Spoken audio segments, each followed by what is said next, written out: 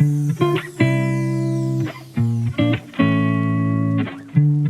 ุมบ้านลานสวน EP นี้จะขอนำเสนอไอเดียดีๆเกี่ยวกับการให้น้ำต้นไม้ในช่วงเทศกาลวันหยุดยาวเพื่อเป็นแนวทางในการนำไปปรับใช้ให้เหมาะกับแต่ละบุคคลโดยจะเน้นที่พืชที่ปลูกลงกระถางนะครับเพราะหากเป็นไม้ยืนต้นขนาดใหญ่ที่ปลูกลงดินแล้วจะไม่ค่อยมีปัญหาเรื่องการขาดน้ำที่สำคัญทุกไอเดียที่นำเสนอนี้ล้วนแล้วแต่สามารถทำได้เองง่ายๆโดยไม่ต้องใช้ทักษะหรือความชำนาญพิเศษใดๆทั้งสิ้น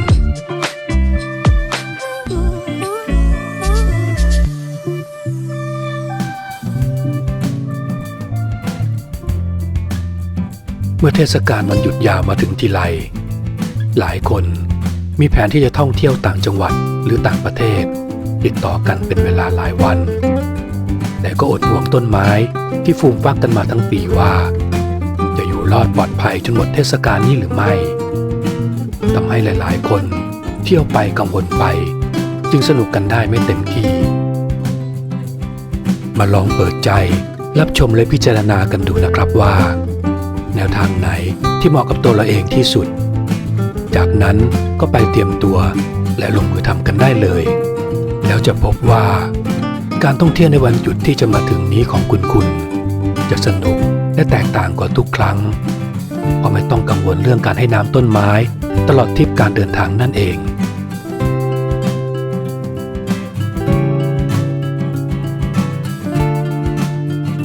ระบบน้ำหยดด้วยวาล์วมินิสปริงเกอร์วิธีการนี้เหมาะกับต้นไม้ที่ปลูกลงในกระถางขนาดกลางหรือใหญ่ไม่เหมาะกับไม้กระถางขนาดเล็กนะครับโดยจะใช้หัววาล์วมินิสปริงเกอร์ที่ขายในแผนกสวนตามห้างขายสินค้าเกี่ยวกับบ้านและสวนทั่วๆไปขั้นตอนก็ไม่ยุ่งยากเพียงหาขวดน้ำดื่มที่ใช้แล้วมาเจาะรูให้มีขนาดพอดีกับวาล์วจากนั้นปรับปริมาณน้ำหยดให้เหมาะสมกับขนาดต้นไม้ของเราแล้วนำไปวางที่โคนต้นน้ำที่หยดออกมาช้าๆก็จะช่วยเติมความชื้นให้กับดินทำให้พืชยังคงเขียวสดอยู่ได้อีกหลายวันจนกว่าที่น้ำในขวดจะหมดลง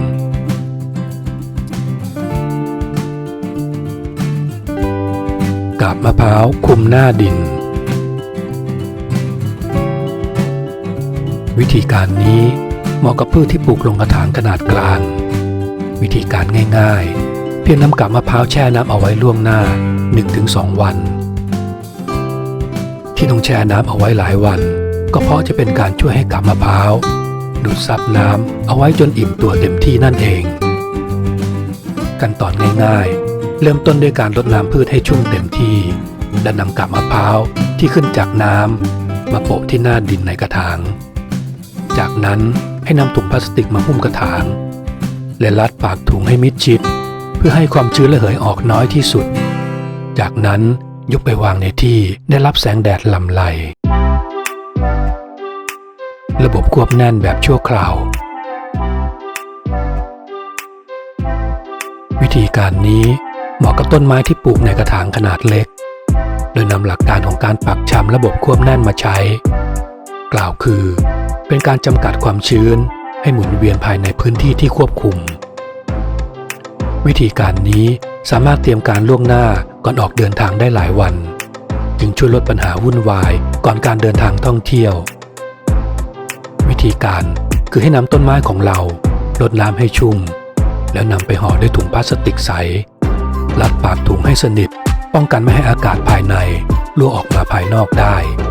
แล้วนำไปวางในที่ที่ได้รับแสงลำไรวิธีการนี้จะช่วยให้พืชอยู่ได้โดยไม่ต้องรดน้ำนานหลายวันแต่ก็มีข้อควรระวังคือเมื่อจะนำพืชออกจากถุงต้องทำในช่วงเย็นเท่านั้นโดยเริ่มจากเปิดปากถุงเพียงเล็กน้อยเพื่อให้ต้นไม้ค่อยๆปรับสภาพก่อน1 คืน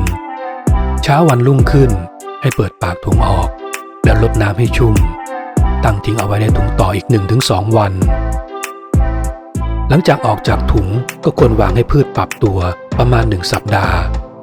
อย่าเพิ่งใจร้อนนำออกไปรับแดดทันทีจะทำให้พืชเฉาตายได้ครับ ระบบน้ำขังเชื่อว่าหลายคนเคยใช้วิธีการนี้มาบ้างแล้วแต่เชื่อว่าก็มีอีกหลายๆคนที่นำไปใช้แล้วไม่ประสบความสำเร็จบางก็แห้งตายหรือรากเน่าปัญหาดังกล่าวส่วนใหญ่มาจากปริมาณน้ำที่ไม่พอดีนั่นเองวิธีนี้ใช้ได้ผลดีกับพืชที่ปลูกลงในกระถางทุกขนาดแต่หากเป็นกระถางขนาดเล็กจะต้องพิจารณาในเรื่องปริมาณน้ำให้มากกว่ากระถางขนาดกลางหรือใหญ่วิธีการนี้ดูเหมือนง่ายแต่กลับยากที่การประเมินปริมาณน้ำให้เหมาะสมเพราะถ้าใส่ปริมาณน้ำน้อยเกินไปก็อาจจะระเหยหมดก่อนแต่ในทางกลับกันหากมากเกินไปก็จะทำให้พืชรากเน่าได้ง่ายการจะระบุชัดๆก็ต้องเป็นปริมาณเท่าไหร่นั้นเป็นเรื่องยากก็จะขึ้นอยู่กับขนาดของจานรองขนาดของพืชและกระถางรวมถึงสภาพแวดล้อมที่วางต้นไม้นั้นๆด้วยซึ่งจะมีแค่ผู้ที่ลงมือปลูกเองเท่านั้นที่จะรู้ดีดังนั้นจึงมีเกณฑ์คร่าวๆคือน้ำที่ขังควรหมดไปภายในเวลา2 วันขั้นตอนง่ายๆเริ่มจากรดน้ำพืชในกระถางให้ชุ่มจนน้ำซึมออกใต้กระถางจากนั้นนำกระถางไปวางบนถาดจานรองหรือภาชนะอื่นๆที่เราใส่น้ำเตรียมเอาไว้แล้วจากนั้นนำไปวางในที่แสงลำไรหลังจากวันที่2น้ำจะต้องแห้งหมดไปแต่ความชื้นที่อยู่ในดินจะช่วยให้พืชอยู่ต่อได้อีก 1-2 วันสรุปแล้ววิธีการนี้จะช่วยให้เราหายห่วงไปได้ 4-5 วันระบบน้ำหยดจากขวดรีไซเคิลวิธีการนี้เป็นที่นิยมและรู้จักกันมานานพอสมควรแล้วแต่ก็ยังคงใช้ได้ผลดีอยู่สามารถทำได้หลายวิธีไม่ว่าจะเป็นการเจาะรูเล็กๆให้น้ำหยดออกมาตลอดเวลาหรืออาจใช้ผ้าฉีกเป็นเส้นต่อออกมาเหมือนไส้ตะเกียงเพื่อนำความชื้นและน้ำลงมายังดินปลูกหรือจะใช้ฝาขวดน้ำหยดที่สามารถถอดและสวมเข้ากับขวดน้ำทั่วๆไปแล้วปักลงดินให้น้ำหยดก็สะดวกดีเช่นกันตู้เก็บความชื้นวิธีการนี้จะคล้ายๆกับการควบคุมความชื้นแบบควบแน่นแต่ขนาดจะใหญ่กว่าและสามารถเพิ่มความชื้นให้กับพืชได้ทีละหลายๆต้นขึ้นอยู่กับขนาดของตู้ใครที่ปลูกบอนสีอยู่อาจจะคุ้นเคยกับวิธีการนี้ดีเพราะใช้หลักการเดียวกันคือการจำกัดให้ความชื้นหมุนเวียนอยู่แค่ภายในตู้นั่นเองเริ่มต้นจากการทำโครงตู้เป็นอันดับแรกวัสดุก็ปรับใช้ตามแต่ที่จะสามารถหาได้ของแต่ละบุคคลอาจใช้ไม้ไผ่หรือท่อน้ำ PVC ก็ได้นำมาขึ้นโครงเป็นตู้สี่เหลี่ยมขนาดตามต้องการจากนั้นนำพลาสติกใสที่หาซื้อได้ตามร้านขายวัสดุก่อสร้างทั่วไปมาคลุมทุกๆด้านรวมถึงที่ด้านพื้นตู้ด้วยเช่นกันเมื่อจะใช้งานให้นำผ้าขนหนูเก่าจุบน้ำเปียกๆมาวางรองที่พื้นตู้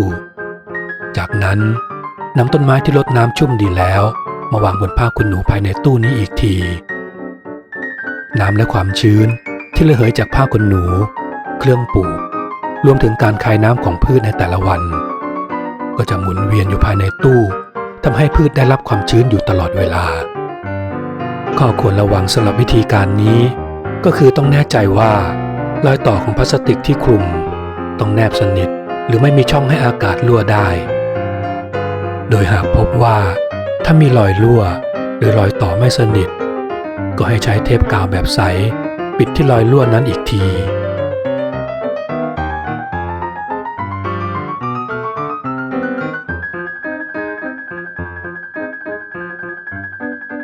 ส่งท้ายก่อนเข้าเทศกาลช่วงวันหยุดยาวนี้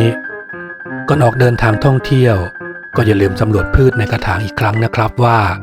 ยังชุ่มน้ำอยู่หรือไม่หากพบว่าดินเริ่มแห้งก็ควรลดน้ำเพิ่มซึ่งนั่นจะเป็นการช่วยยืดอายุต้นไม้ไปได้อีก 1-2 วันทำให้เราเที่ยวสนุกเพิ่มขึ้นอีก 1-2 วันด้วยเช่นกัน เมื่อได้เรียนรู้สารพัดวิธีการดีๆจบลงไปแล้วก็ไปเตรียมตัวลงมือกันได้เลยเพราะหยุดยาวๆแบบนี้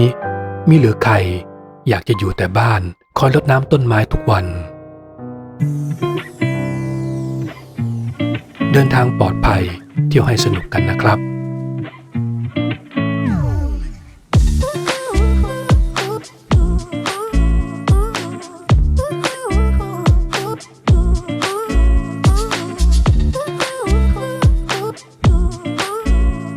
ขอบคุณที่รับชมโปรดกดติดตามและรับชมสาระดีๆเพิ่มเติมได้ที่ในช่องกันนะครับ